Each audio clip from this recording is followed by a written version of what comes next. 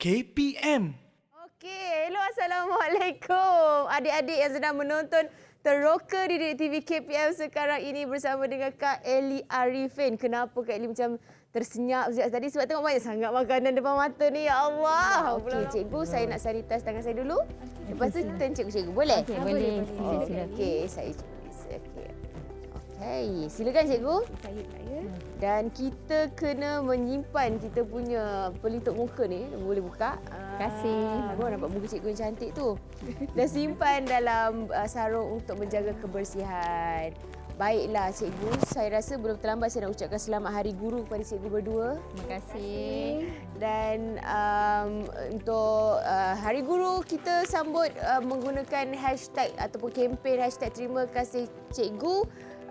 Dan kita sebenarnya ada menerima banyak sangat kad Hari Guru daripada murid-murid. Tapi ya betul, daripada seluruh Malaysia sempena dengan kempen ini. Tapi kejap lagi kita akan bacakan kad Hari Guru tersebut.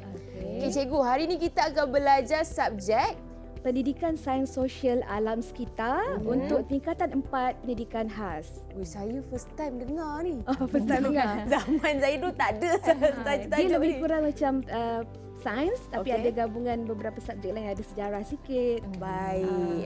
Untuk adik-adik yang tengah menonton sekarang ni, ada dua orang cikgu yang cantik hari ni, warna merah dan warna biru. Yang warna biru tu namanya?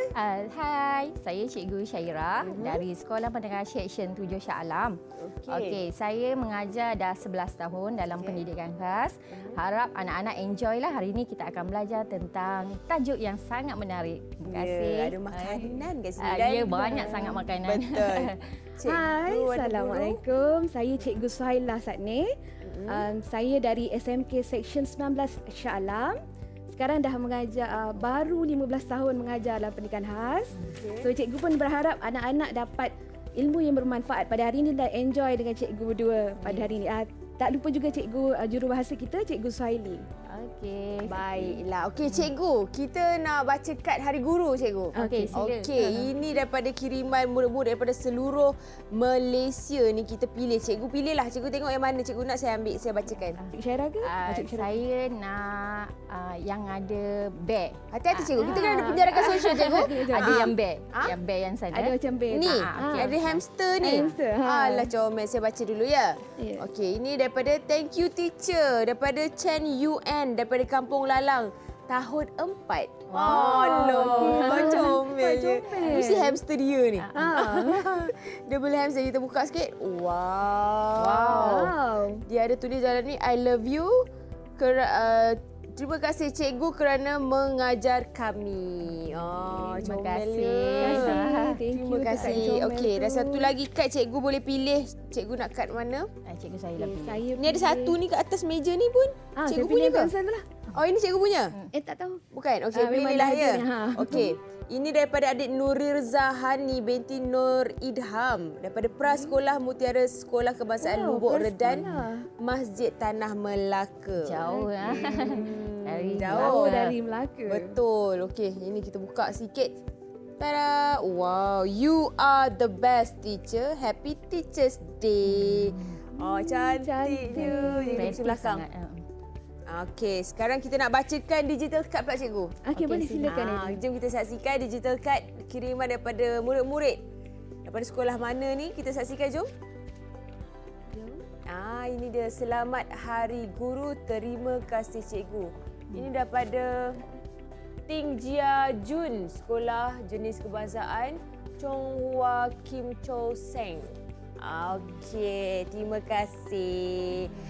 Murid-murid yang kirimkan kad Hari Guru, terima kasih banyak-banyak. Baik, sekarang ini kita nak berkenalan dengan bodyguard cikgu. Okay. Dalam talian. Ya, betul. Kita nak perkenalkan anak-anak kita yang menyertai pembelajaran kita hari ini dalam talian. Ini yang kita terbangkan khas jauh dari Shah Alam. Shah Alam. Jom kita berkenalan dengan murid-murid cikgu dalam talian. Okey, saya minta Arif Hakimi perkenalkan diri terlebih dahulu. Okey, boleh buka mic Arif Hakimi. Hakimi buka mic. Dia menguap pula. Tak dengar ke? Sial jadi dia.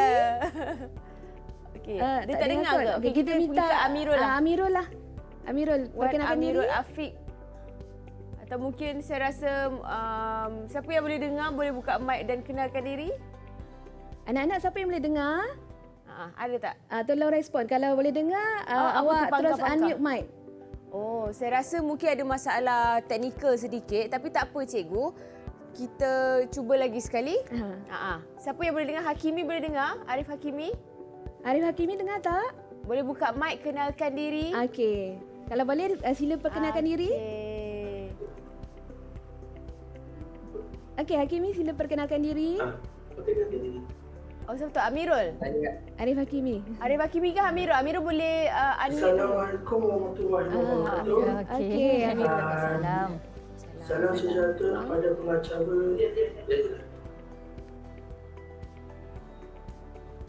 Boleh. Okey, boleh. Amirul, Sila silakan teruskan. Amirul. Perkenalkan diri, dari sekolah mana? Kenapa tu?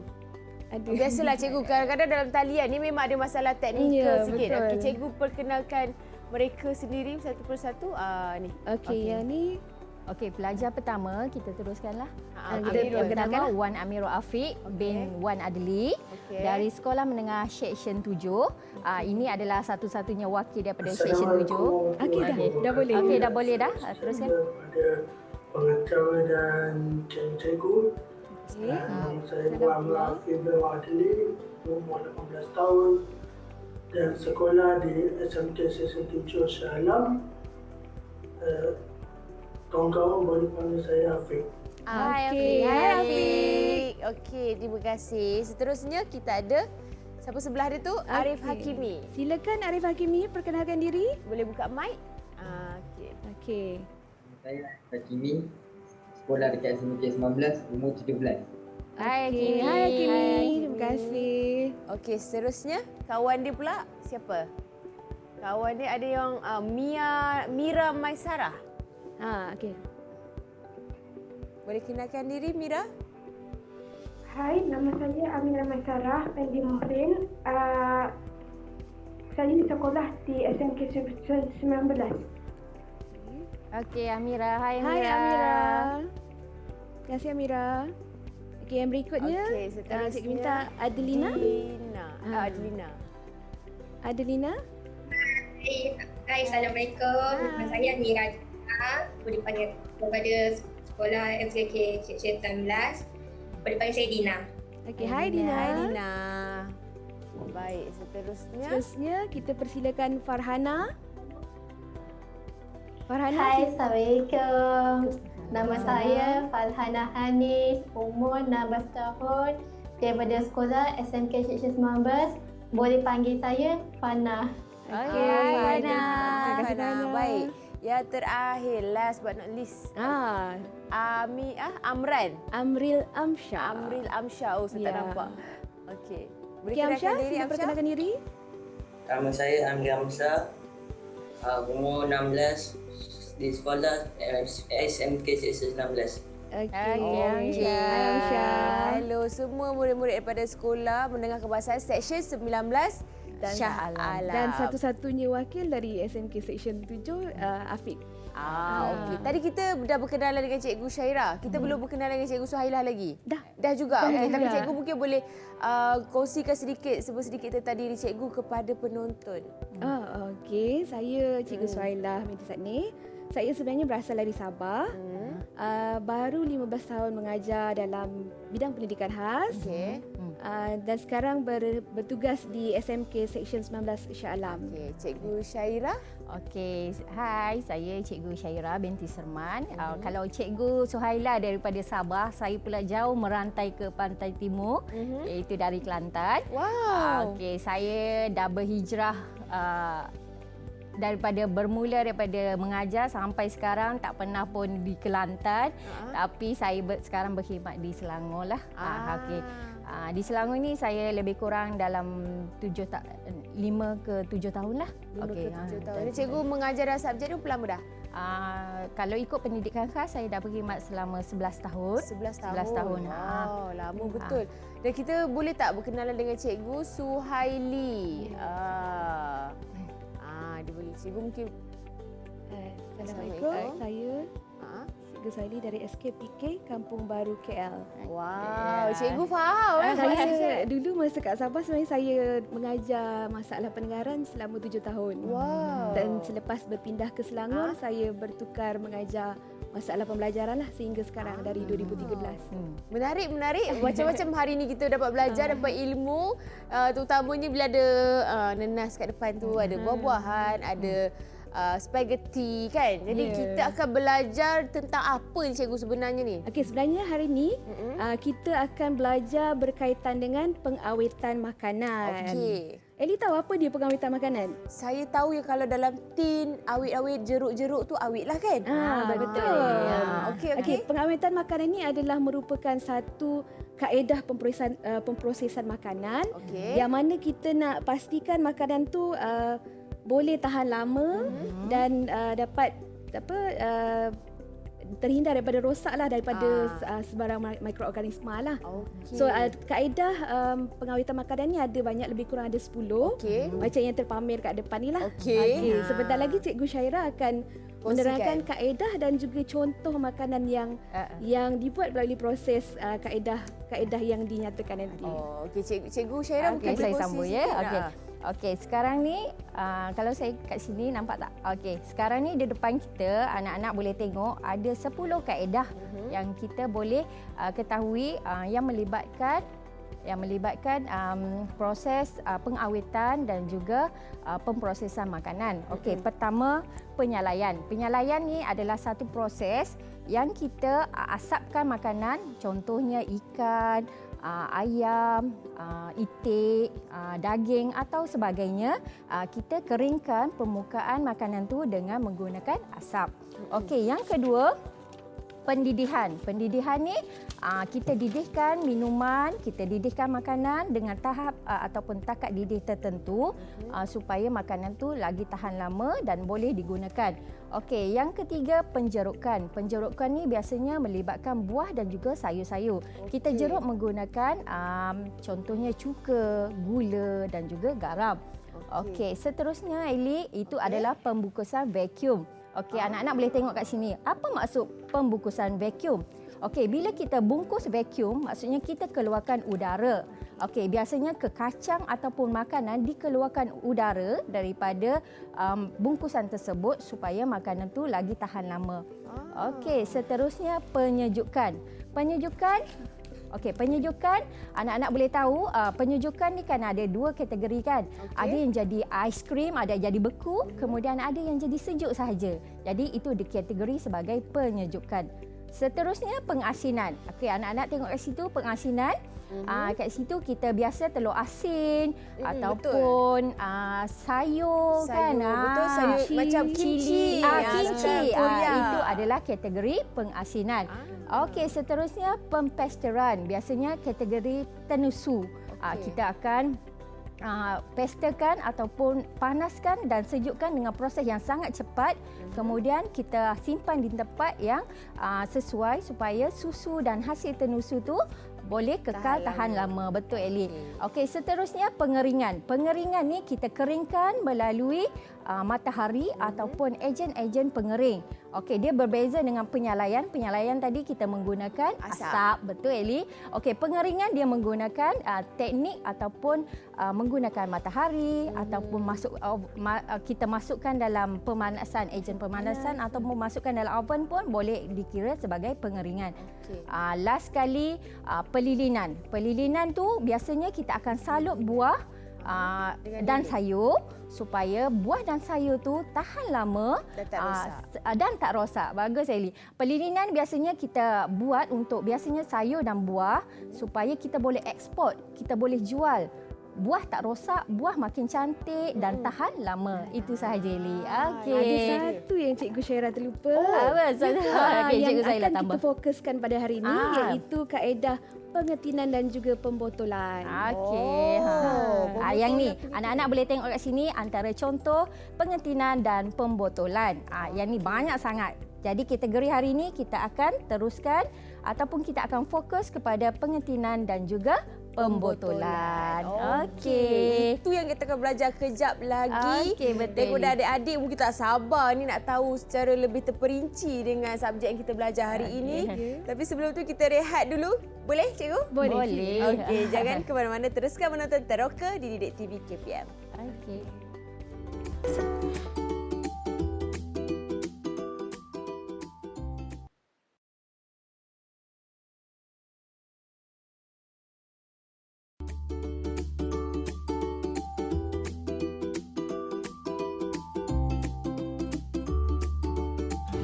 Tahukah anda, pada tahun 1804, seorang chef dari Perancis, Nicolas Appert, telah memperkenalkan kaedah pengetinan dan pembotolan.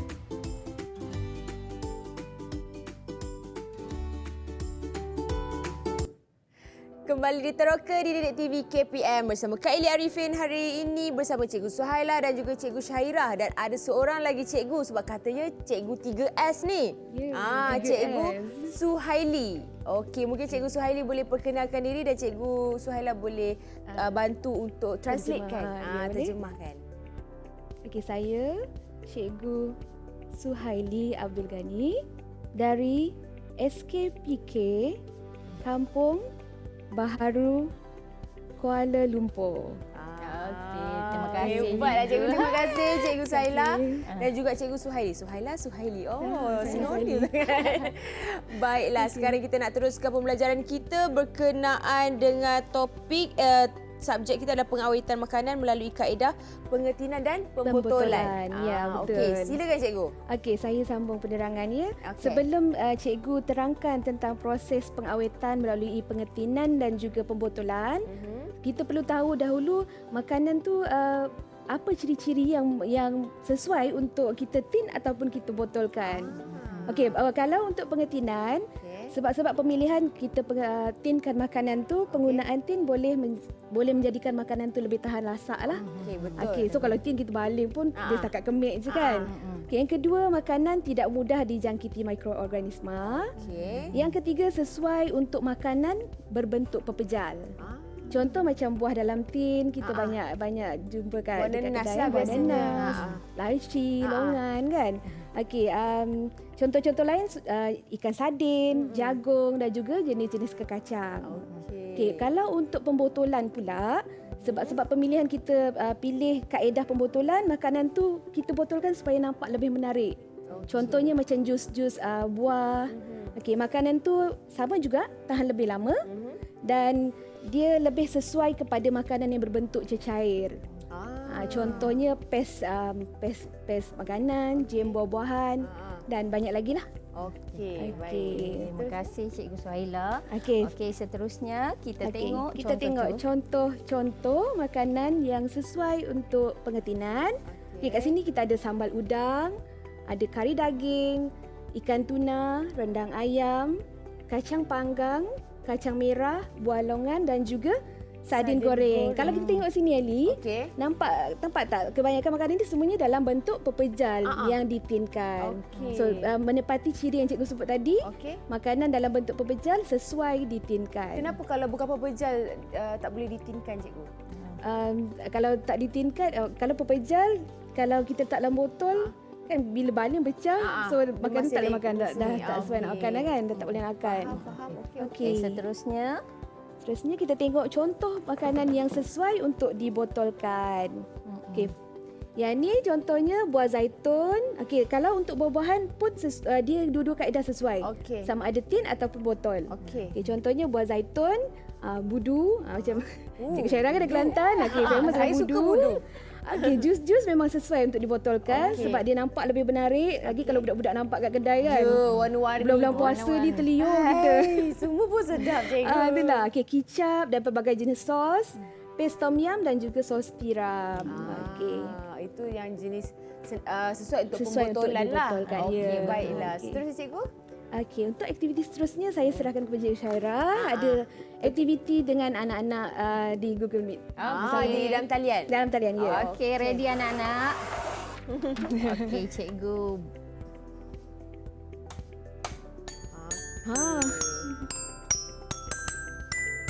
Okey, dah ready?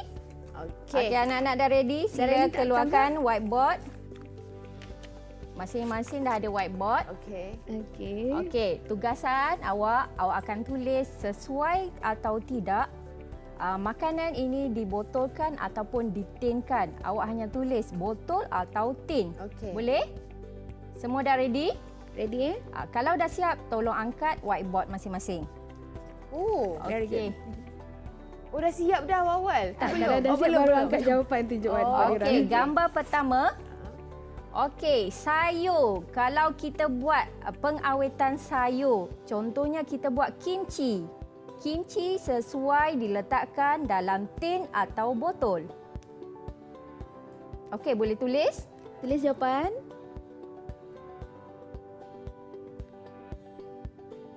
Okey. Siapa yang dah siap boleh angkat jawapannya? Okey, Dina dah siap. Okey, Arif Hakimi dah siap. Amira Maisara dah siap. Farhana dah siap. Afiq tak nampak, Afiq? Afiq, cikgu tak nampak. Dekatkan sikit dengan kamera. Afiq pun dah siap. Okey, kita tunggu Arif Hakimi. Okey, sayur sesuai dimasukkan dalam botol atau tin. Okey, dah siap. Semua orang dah siap. Okey, semua orang boleh tunjukkan jawapan tak serentak? Tunjuk jawapan serentak. Angkat jawapan serentak. Supaya kita boleh nampak siapa yang jawab apa. Okey, semua letak tunjuk dekat kamera jawapan. Ya. Okey, dah. Okey, jawapannya sayur lebih sesuai kita simpan atau kita awet, masukkan di dalam botol. Okey, jawapan dia botol. Jawapan botol. Seorang je yang tak tepat ni. Seorang saja yang tak tepat. Okey, gambar kedua. Jagung. Okey, jagung sesuai dimasukkan di dalam tin atau botol. Ingat balik Cikgu Suhaila dah terangkan tadi, botol atau tin. Okey. Siapa dah siap boleh angkat. Okey. Jagung. Jadi jawapan first tu betul ke cikgu? Masing-masing jawab tu? Ada seorang salah. Okey. Okey, kat sini 5 orang jawab betul, iaitu tin jagung sesuai dimasukkan di dalam tin. Okey, seorang salah. Okey, gambar ketiga.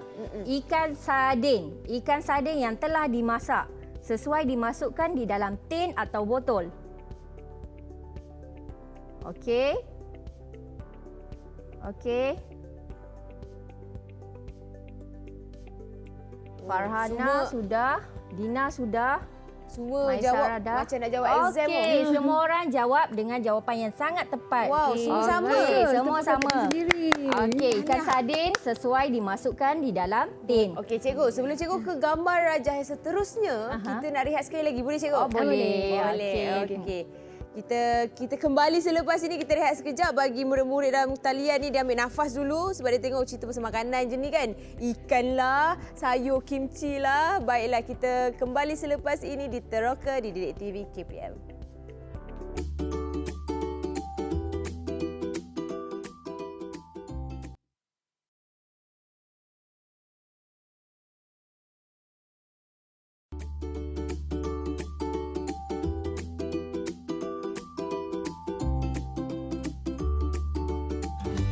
Tahukah anda, pada tahun 1974, Persatuan Pemproses Makanan Kebangsaan Amerika Syarikat menguji sampel-sampel makanan bertin dari bangkai bot api Bertrand yang karam di Sungai Missouri pada 1865 dan mendapati makanan berusia 109 tahun itu masih selamat dimakan kerana tiada pertumbuhan mikro.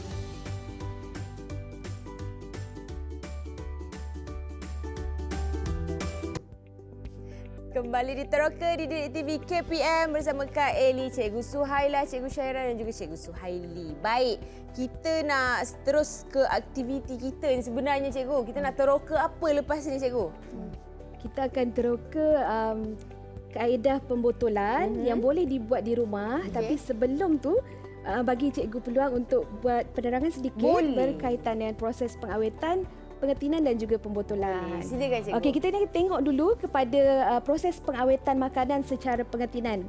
Okey, untuk pengetinan, makanan tu perlu yang dah diproses, maksudnya dah diproses, dah dimasak dan akan dimasukkan ke dalam tin. Kemudian makanan tu dicampurkan dengan larutan garam ataupun gula di dalam tin tersebut. Berikutnya makanan dipanaskan pada suhu 121 darjah Celsius. Makanan dipanaskan selama 20 minit.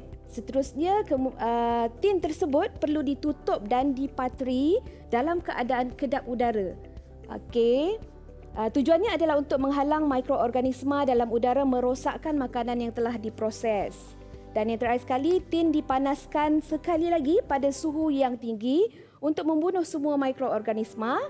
Dan seterusnya tin dah dilabelkan dan juga boleh dipakkan. Itu untuk proses pengetinan. Okey, untuk proses pembotolan, makanan disediakan dan dibasuh bersih. Berikutnya makanan dimasak dan dimasukkan ke dalam botol.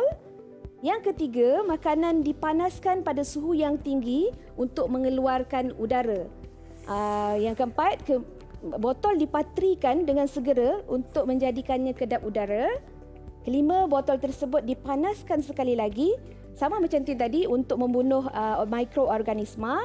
Dan terakhir sekali, makanan dilabelkan serta disimpan. Kata kuncinya di sini, makanan untuk kaedah pengetinan dan juga pembotolan, makanan tu perlu dipastikan kedap udara. So tak ada sebarang udara dalam tin ataupun botol. Kita nak elakkan pertumbuhan mikroorganisma lah dalam makanan tersebut. Baiklah, mikroorganisma tu kalau erti kata lain macam kulat lah. Bakteria dan sebagainya kan. Ya. Baiklah, okey. Itu adalah penerangan berkenaan dengan pengetinan dan juga pembotolan. Sekarang ni kita nak tunjuk sendiri dekat adik-adik macam mana nak membotolkan makanan ke cikgu? Betul. Okay. Sebelum tu kita tengok ada rakaman video ada rakaman video yang menunjukkan langkah-langkah atau cara-cara nak menghasilkan ataupun membotolkan buah nanas dalam botol. Kita bagi warm up dululah. Bagi warm up dulu, kita bagi tengok anak-anak dulu sebelum kita lakukan aktiviti. Sebelum kita buat betul-betul, jom kita saksikan.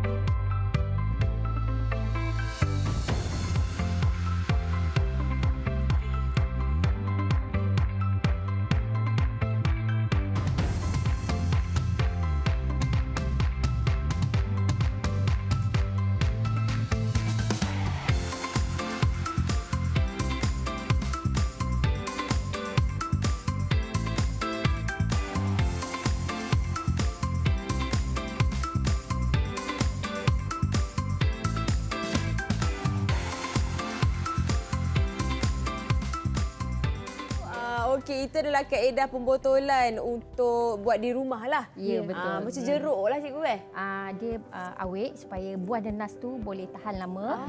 Dia ada beza. Jeruk dengan pembotolan ada beza cara dia. Sebab yang ni kita tak guna cuka. Kita hanya gunakan ejen untuk maniskan sahajalah. Kita hanya menggunakan gula sahaja. Faham. Jadi sekarang ni apa kita akan buat cikgu mula-mula sekali? Okey, kat sini cikgu dah sediakan buah. Okey, hari ni kita akan buat buah nanas.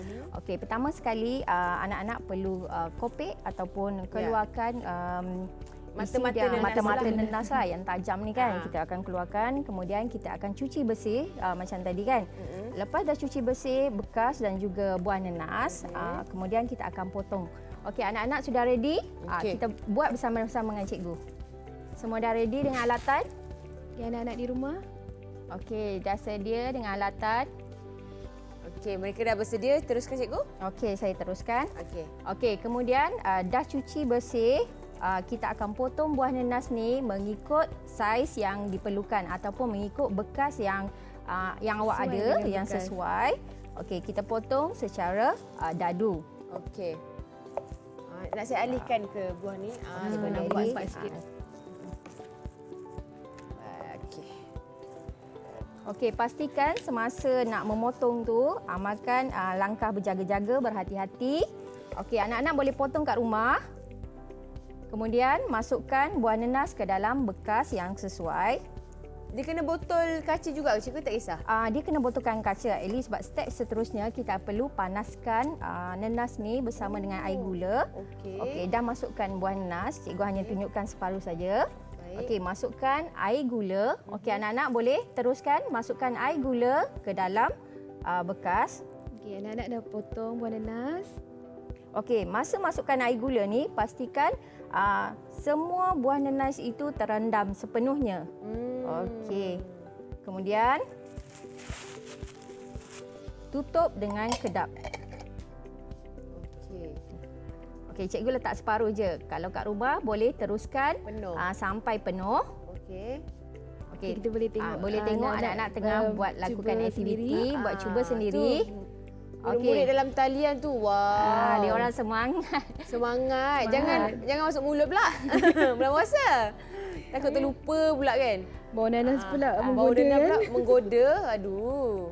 Okey, dah siap potong, masukkan buah nenas ke dalam botol. Okey.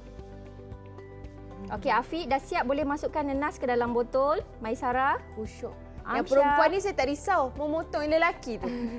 Tapi selalu lelaki terror memasak cikgu kan. Ya, Ramai betul. juga Sekarang chef chef lelaki ramai kan? yang lelaki kan. Betul. Dan sedap pula tu dia masak. Okey. Okey.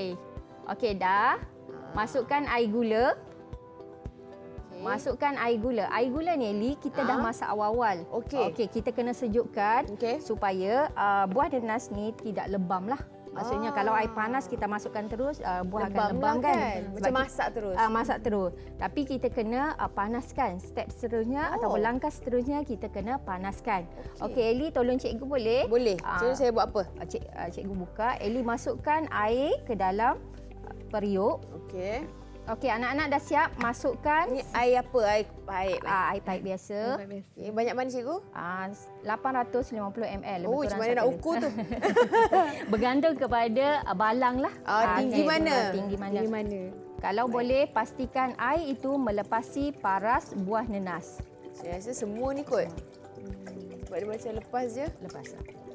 Saya tuang semualah. Okey. Anak-anak kat rumah, cikgu akan ajar sampai step ni sahaja ataupun langkah sampai langkah nombor 4 sahaja. Okey. Sebab langkah seterusnya nombor 5, 6, 7 dan juga 8 dia melibatkan penggunaan api dan juga air panas, air mendidih. Okey, anak-anak kena buat dengan pengawasan ibu bapa kat rumah. Betul. Okey, cikgu takut sebab cikgu tak nampak, cikgu hanya boleh tengok sahaja. Cikgu tak boleh pantau. Cikgu tak boleh pantau. Ya, bagus. Afiq dah tunjuk hasil dia tadi. Okey, siapa dah siap boleh angkat? Itu dia. Okey, ada Lina dah siap, Afiq dah siap. Siapa yang dah siap boleh angkat? Amsyah dah siap, boleh angkat? Okey, Maisara masukkan buah ke dalam balang. Okey, dah siap. Okey, bagus. Okey, step seterusnya masukkan buah ataupun balang ni ke dalam periuk. Okey, hidupkan api. Pastikan air itu okey, dah mendidih. Okey, awak masukkan balang ni ke dalam air. Okey. Okey, dah masukkan dalam air, kemudian ambil penutup. Okey, biarkan dia mendidih sekejap. Nampak keluar buih-buih macam nak mendidih air. Kemudian kita tutup. Okey. Okey, tutup kat sini selama 1 minit. Okay, 1 minit sahaja. 1 minit sahaja cikgu? 1 minit sahaja. Kenapa 1 minit sahaja? Untuk melakukan, sebab kita hanya buat secara kat rumah. Kita tak perlu menggunakan teknologi tinggi lah. Jadi masa yang diperlukan 1 minit tu cukup untuk kita buat pembotolan. Ini pembotolan secara keadaan di rumah. Udara daripada botol tu nak make sure dia kedap. Nak pastikan dia kedap udara. Sebab dia ada beza untuk pembotolan dan juga penjerukan. Kalau pembotolan dia akan melibatkan ada proses pemanasan. Ada 2 kali proses pemanasan sebenarnya yang mana kita masak dan keluarkan udara daripada botol tu dan tutup lagi botol tu, kita masak lagi sekali, maksudnya kita ibarat dia macam kita rebus lagi sekali sebab kita nak make sure pastikan mikroorganisma yang di sekeliling tu dah mati. Macam sterilkan lah. Ya, lebih kurang lah macam sterilkan. Tapi kalau untuk penjerukan, kita tak ada proses masak atau pemanasan. Kita cuma sama ada gunakan larutan gula, garam ataupun cuka. Okey. Kalau lebih daripada seminit macam mana cikgu? Lebih daripada seminit tak sepatutnya memang dia 1 minit sahaja. Kalau kat rumah dia sesuai. Kita bukan dengan mesin yang canggih.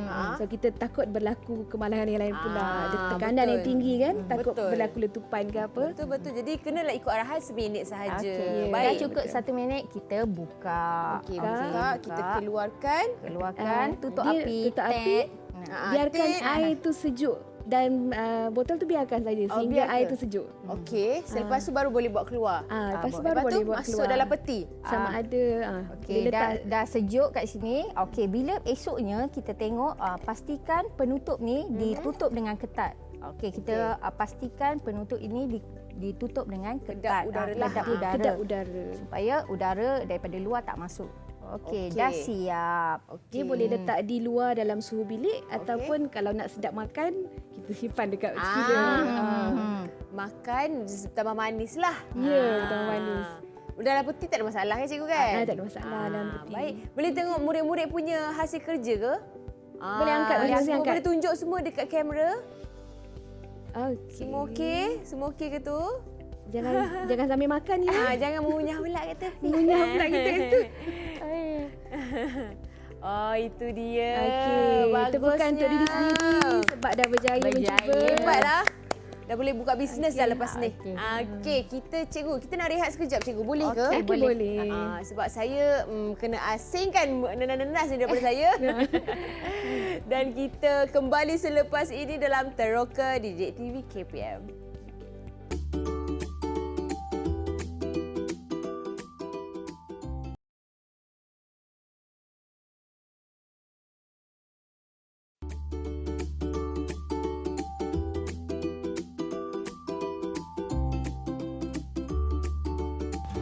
Tahukah anda, produk Pertin kering sejuk beku berupaya kekal elok untuk dimakan selama 30 tahun.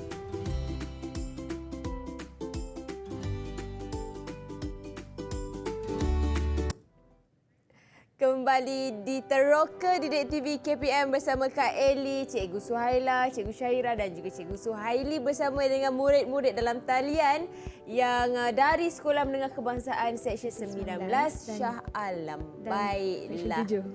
Dan juga Seksyen 7 seorang. Dia terasing sikit. Tapi dia sama tempat lah. Cikgunya pun gabungan dari 2 sekolah. Cikgunya pun gabungan 2 sekolah. Baik, cikgu. Hari ini kita nak sambung kepada pembelajaran apa pula cikgu? Okey, anak-anak dengar, kalau kat rumah boleh teka apa sebenarnya saya tengah buat sekarang. Okey, apa maksud ni? Bila Cikgu Syairah dah mainkan video ataupun mainkan alat muzik ni, apa maksudnya? Okey, cikgu nak tanya soalan spontan. Okey, anak-anak boleh buka mic. Okey, cikgu nak tanya, tadi kita dah buat mini eksperimen. Apakah buah yang kita guna untuk membuat proses pembotolan tadi? Okey. Okey, bagus. Amira Maisara. Okey, soalan kedua. Selain buah nenas, apakah buah yang boleh kita buat dari kaedah pembotolan? Selain buah nenas tadi, buah apa lagi yang boleh kita masukkan ke dalam botol? Buah jambu. Jagung. Apple. Jagung. Apple. Apple. Okey, apple. Bagus Amsha. Lagi? Okey, Farhana boleh? Farhana, buah apa lagi? Kat depan ni ada contoh. Buah apa lagi? Mangga pun boleh. Mangga pun boleh. Okey, Afiq nak jawab tadi kan? Okey, Afiq, buah apa yang boleh kita buat kaedah pembotolan selain daripada mangga, nenas, jambu, Betik. betik. Okey, itu adalah contoh-contoh buah yang boleh kita masukkan ke dalam botol. Tadi dah sebut Okey. tembikai untuk betik. Bahan jawapan ke Okey, Kak Eli, bagi satu contoh. Buah apa yang kita boleh masukkan dalam botol? Tadi kita buat nenas. Okey, tadi kita Saya nenas. tengok warna ungu tu cherry. Cherry, betul. Ini adalah buah cherry. Okey. Pandai, Eli. Okey, seterusnya Cikgu Suhaila. Okey, cikgu pun akan bagi soalan spontan. Okey, dekat tangan cikgu ni ada 5 warna. Cikgu nak, cikgu pilih seorang pelajar dulu ya, seorang murid. Cikgu nak Amsyah, pilih kalau apa Amsyah? Warna apa Amsyah? Nak cikgu bacakan soalan? Ungu. Ungu. Okey.